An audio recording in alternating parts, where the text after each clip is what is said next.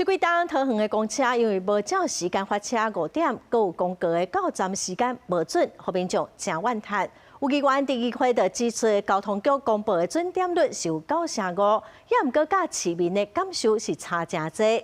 交通局嘛表示講，8月底就會有新的系統上線，應該會有真大的改善。公車站未少民眾咧等公車，大部分的人感覺離峰的時間，公車的準時率較懸。不過，若上下班尖峰的時間，就較容易出現動態資訊未準、公車亮幫，也是晚婚的情形。你有常搭公車嗎？常搭。那你覺得公車準嗎？都準確。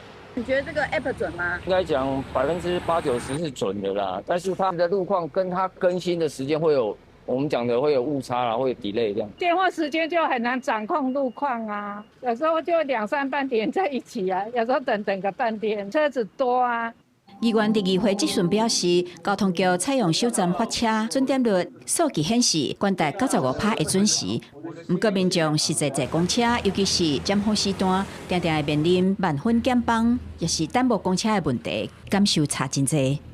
拖班、減班，甚至消失，有幽靈公車的情況，這個是屢見不鮮哦。所以我建議交通局未來在做相關的評估的時候，應該是以各站的準點與否來做標準的。公車動態系統做了全新升級，我們導入 Google Map 的取得這個即時路況的資訊，那再加上 AI 的演算法，將我們的公車到站的一個顯示跟這個預估的時間變得更為準確。